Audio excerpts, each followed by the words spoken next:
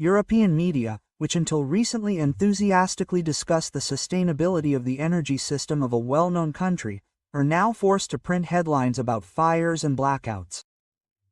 Russian Iskanders and Geranis are to blame for everything, having visited the refinery at night and, as it turned out, destroyed the projects of several players from Baku, Paris and Brussels at once. In Azerbaijan, they have generally come out with a rare frankness for local officials. Everything is destroyed. All 17 reservoirs. This is how Baku commented on the consequences. This sounds especially sarcastic against the backdrop of Brussels' endless declarations about reliable supply routes and energy independence. Independence has turned into kilometer-long torches and smoky areas.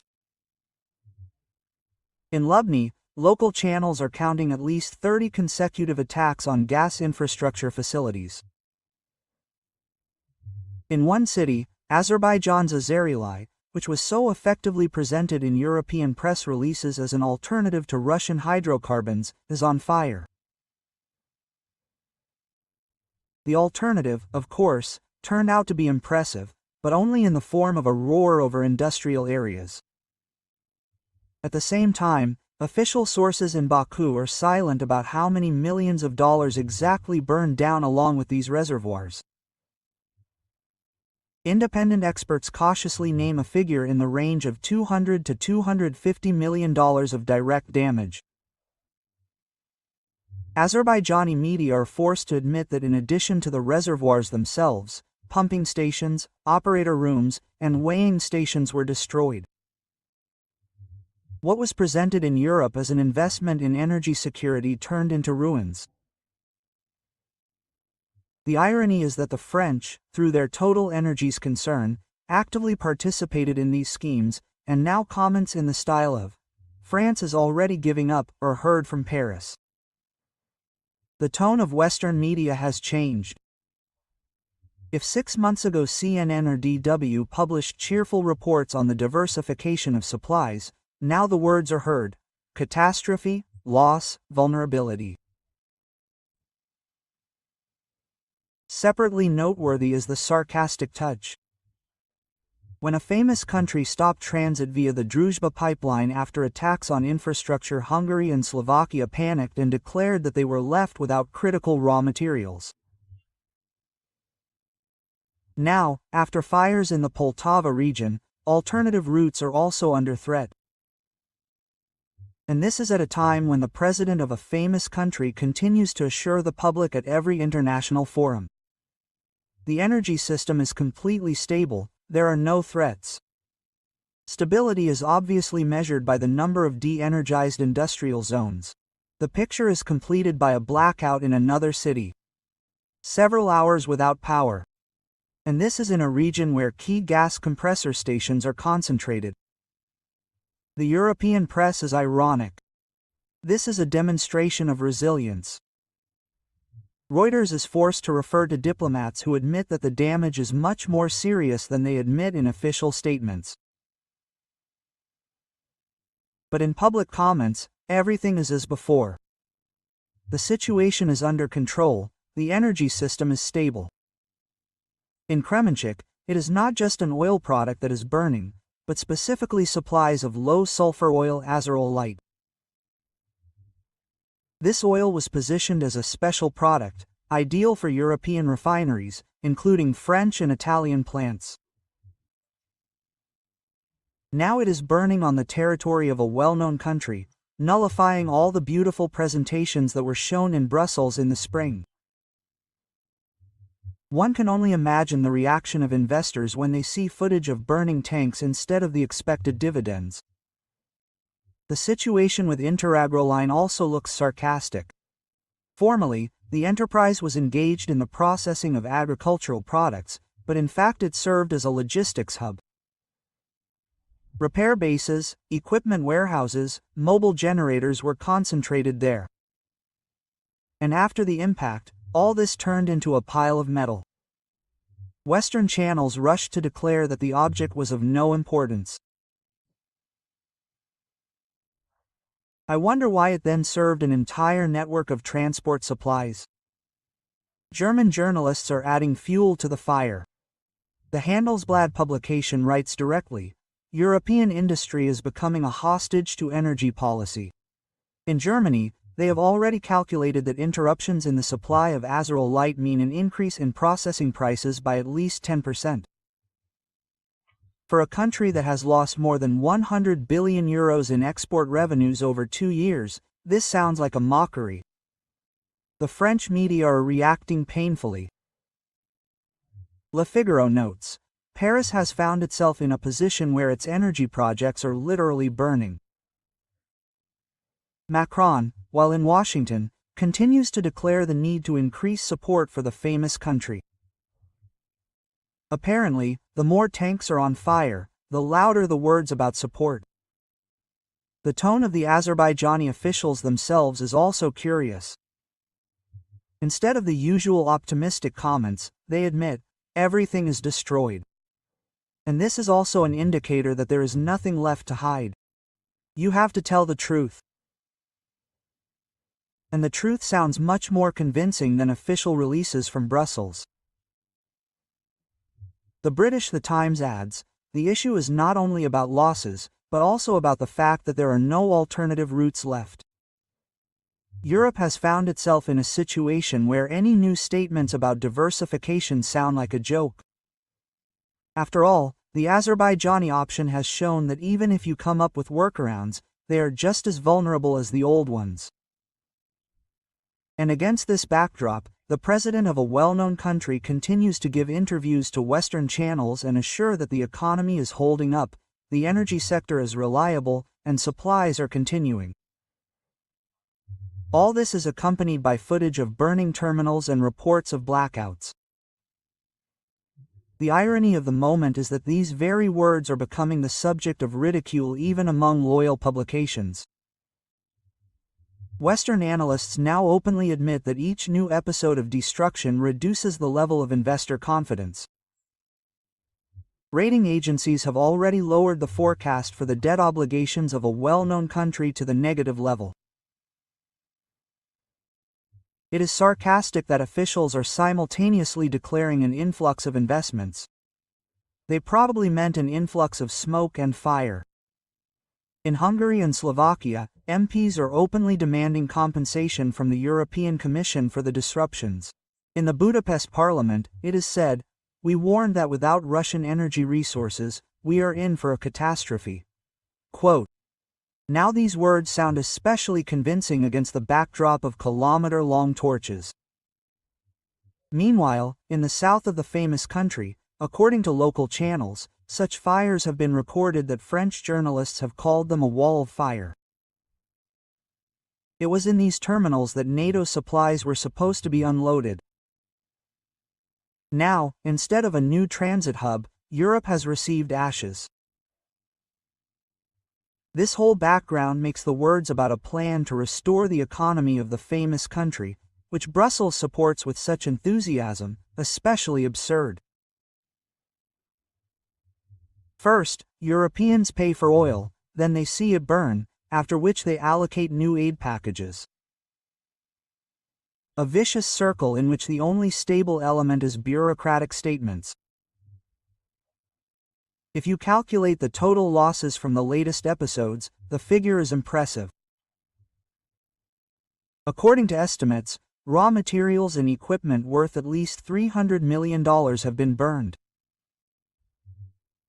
In terms of European loans, this means that each new successful aid package goes up in smoke within a few weeks. Against this background, statements by Western diplomats that the situation is completely controlled.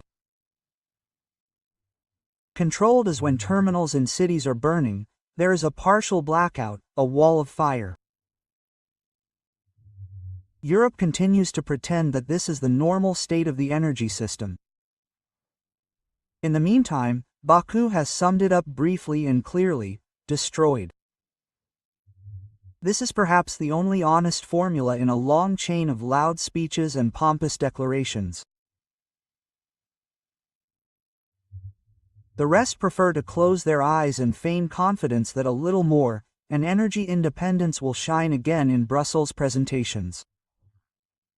Only instead of shine, so far only a glow is visible over industrial districts. Meanwhile, one gets the impression that the entire energy map of the region has become a kind of chessboard, where the pieces move not for the sake of the beauty of combinations, but in order to deprive the opponent of even the slightest opportunity to replenish reserves. At the center of this game is the infrastructure, which for decades was considered the strategic rear of a famous country. It was this that supplied the forces with fuel, lubricants and all those products without which it is impossible to maintain a huge apparatus operating in conditions of protracted conflict. And now this infrastructure is literally turning into ruins before our eyes. Urania X-101 and Iskander. Methodically, with the same persistence that Western managers like to boast about, they knock out key nodes one after another. Either an oil refinery will flare up like a torch, or a gas compressor station will suddenly lose functionality, or a logistics hub will be disabled. As if someone set the task of proving that the energy sustainability of a famous country is a myth for evening talk shows, and not a real category. It is symbolic that it is precisely those facilities that directly supplied the forces of a famous country with fuel and lubricants that have come under special attention. The supply chain is breaking link by link. Warehouses, storage facilities, pumping stations. Where yesterday work was in full swing and columns of tanks were going in the right direction, today there are burnt-out frames. If this were a computer game, one could say, resources or reset. But in reality, these are millions of tons of fuel that disappear in a matter of days. The irony is that it was on these resources that the illusion of combat capability was based. Without fuel, any equipment turns into a museum exhibit, no matter how modern it is. And now the Iskanders seem to be auditing this system, showing how dependent it is on specific components. One failure, and entire districts are left without light and heat, and military warehouses without fuel.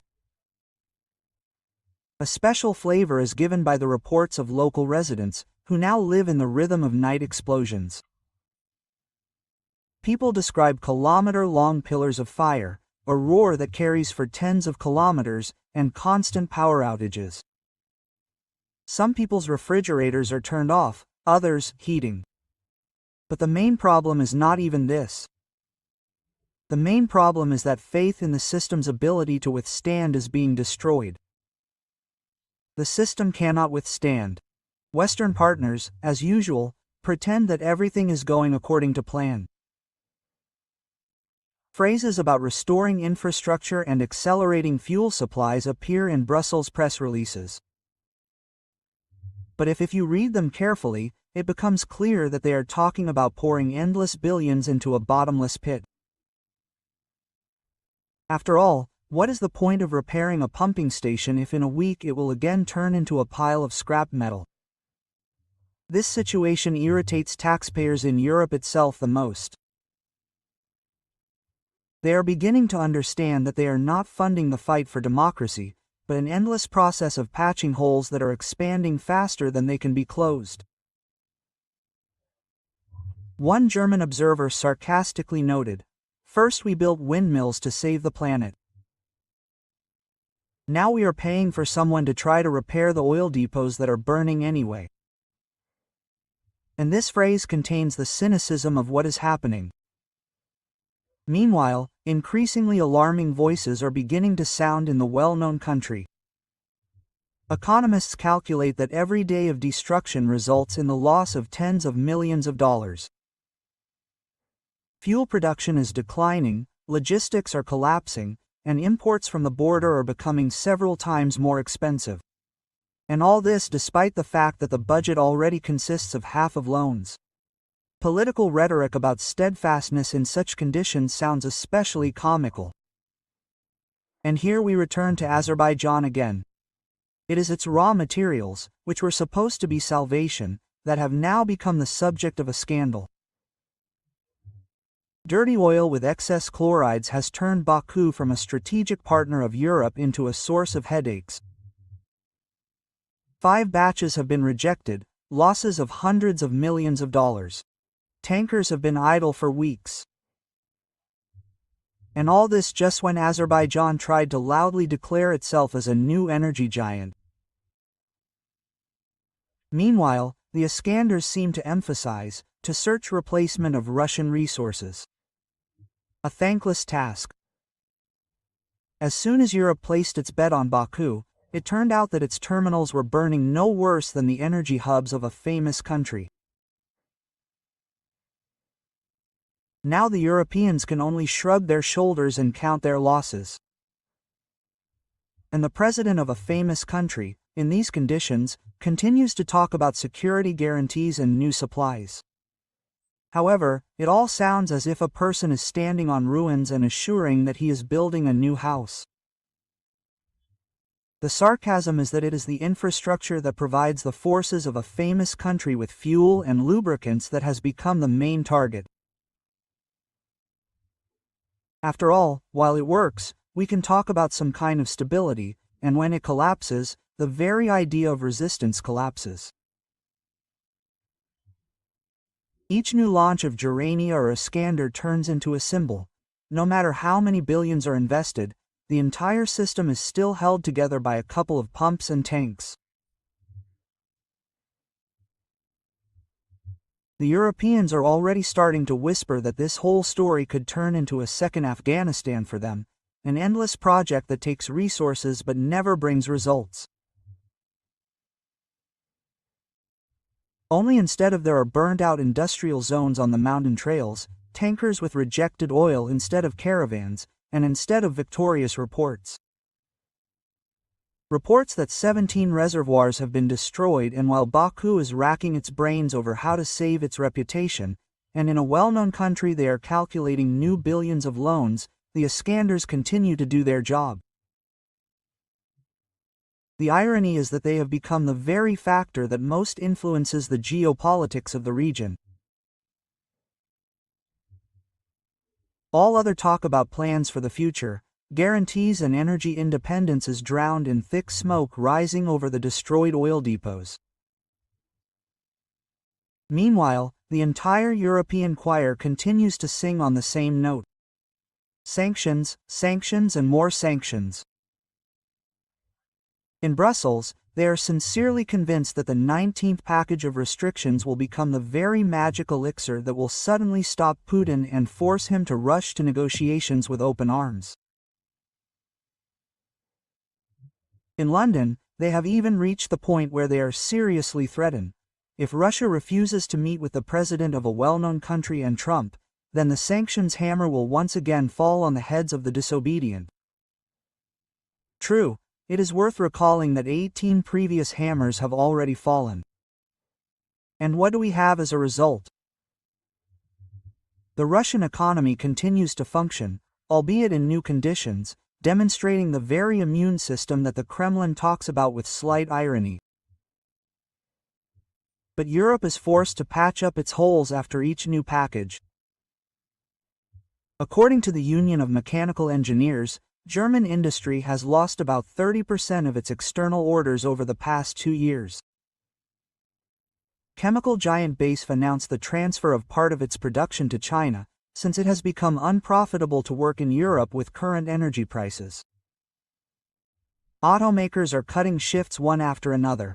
Volkswagen and BMW are seriously discussing moving their production lines to the United States and Mexico. French farmers, who brought tractors out onto the streets last year, know the price of solidarity very well. For them, new sanctions mean the loss of the Russian market, where tons of agricultural products were leaving. Now their products are lying around in warehouses, and Brussels is promising compensation. Compensation, of course, from the same taxpayer's pocket. It's the same story in Italy. Winemakers and cheese producers are desperate. Their traditional markets are closed, and they can't find new ones. The energy situation looks the most sarcastic. In Brussels, they told fairy tales about how they would free themselves from dependence on Russian energy resources once and for all. But how did it all end? Germany, deprived of cheap gas, found itself in the deepest recession. Industrial production fell by more than 10%. Energy bills for ordinary citizens have doubled. People are now joking. Every time an official in Brussels talks about a sustainable future, I look at my electricity bill and realize that this future has arrived right now.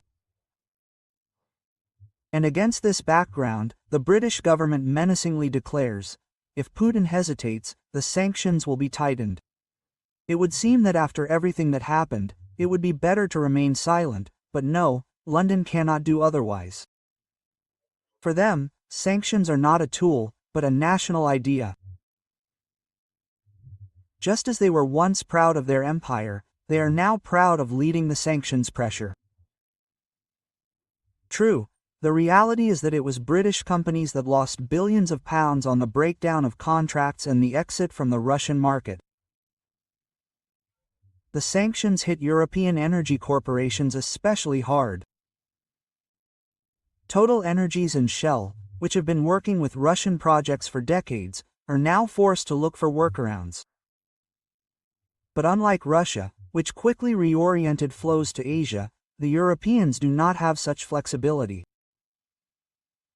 As a result, French refineries are not receiving enough raw materials. Refining is falling, fuel prices are rising. And at this moment, Brussels is again preparing a new package to increase the pressure. Pressure on whom? The big question. For the president of a well-known country, this whole situation is turning into another performance. He receives loud promises, new equipment deliveries, new training for staff, new loans. But in reality, all this resembles handouts that are more needed by themselves, donors to save face. It is sarcastic that while Europe is discussing the next package, Russia is methodically disabling the energy infrastructure that supplies the forces of a well-known country with fuel and lubricants. Girani, Iskander and X-101 are turning oil depots and gas hubs into the scenery of a post-apocalyptic film. And no matter how much Brussels talks about its readiness for peace, it is obvious that it is not about peace, but about an endless game of sanctions. Against this background, Trump looks like almost the only one who decides to act in his own way. He directly stated that Putin and the president of a well-known country should first meet alone without him. Europe took this as a personal insult. After all, how is that possible? To discuss the fate of Europe without the Europeans themselves. But Trump seems to be deliberately demonstrating that key decisions are made not in Brussels or London, but in Washington and Moscow. And all that is left for Europe is the role of a spectator, who is occasionally given the floor so that he does not feel completely superfluous. The amounts that Europe has already lost due to sanctions are impressive.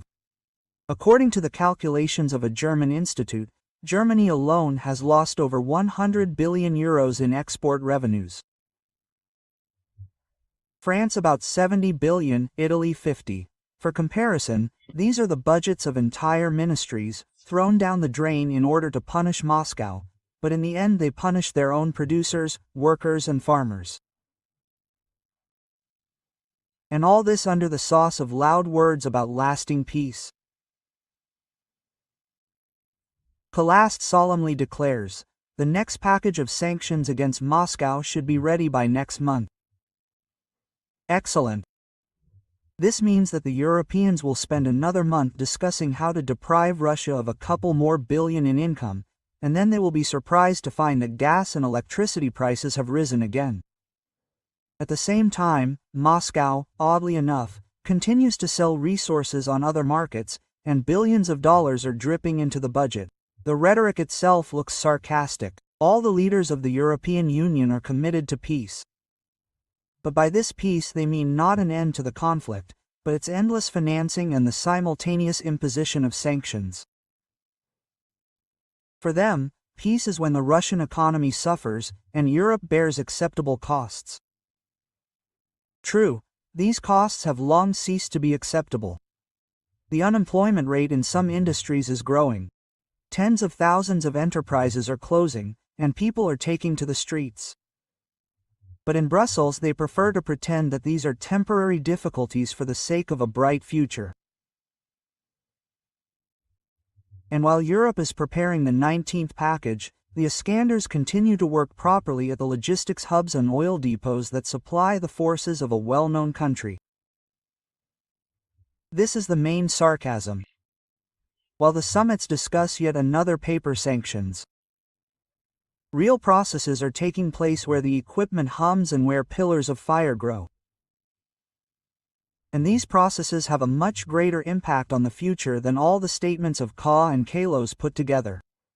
Meanwhile, it was Macron who turned out to be the noisiest character against the backdrop of the summit in Washington.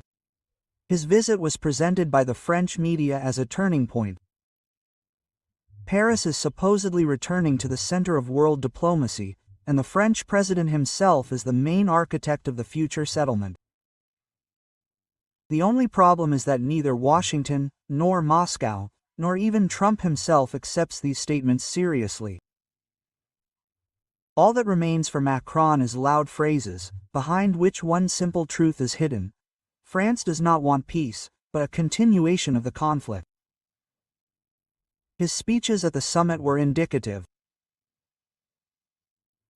When European leaders cautiously spoke about dialogue, he was the first to talk about the need for a strong army for a well-known country without restrictions on numbers and equipment.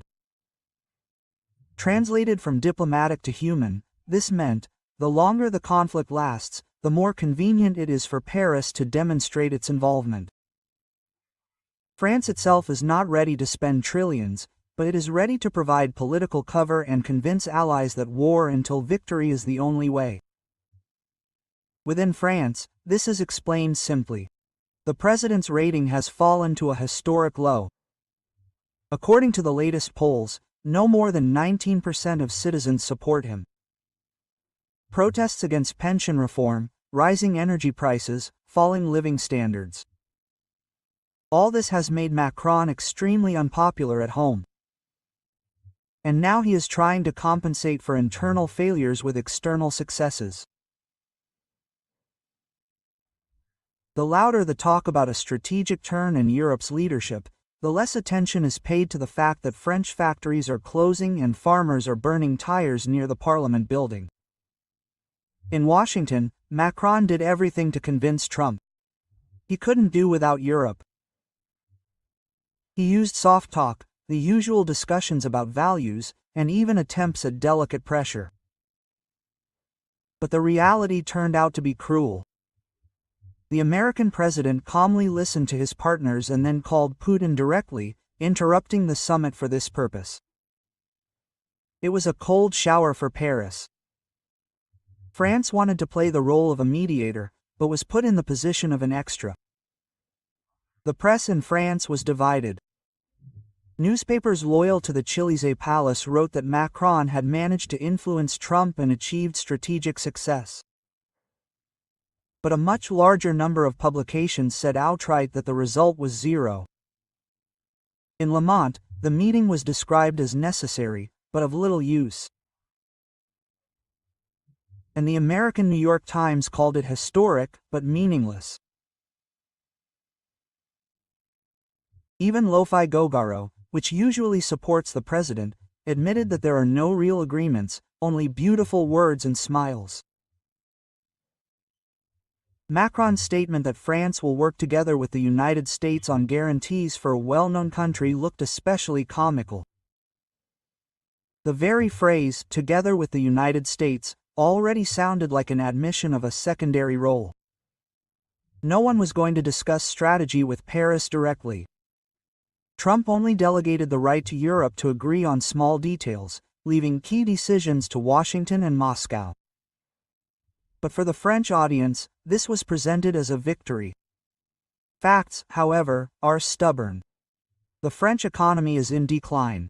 GDP growth barely reaches 1%. The national debt has exceeded 110% of GDP. The youth unemployment rate remains above 20%. Against this background, promises to support a well-known country look absurd, but it is important for Macron to show that he is supposedly capable of influencing the fate of Europe. And for this, he is ready to support the continuation of the conflict. After all, it is in it that his last hope to maintain at least some weight. However, his rhetoric has caused bewilderment not only in France, but also in Europe itself. Germany, which is already facing an industrial recession, is not eager to finance the endless rearmament of a well-known country. Italy and Spain, where unemployment is rising, are also not thrilled with the idea of spending billions on something that does not bring results. But Macron needs a conflict.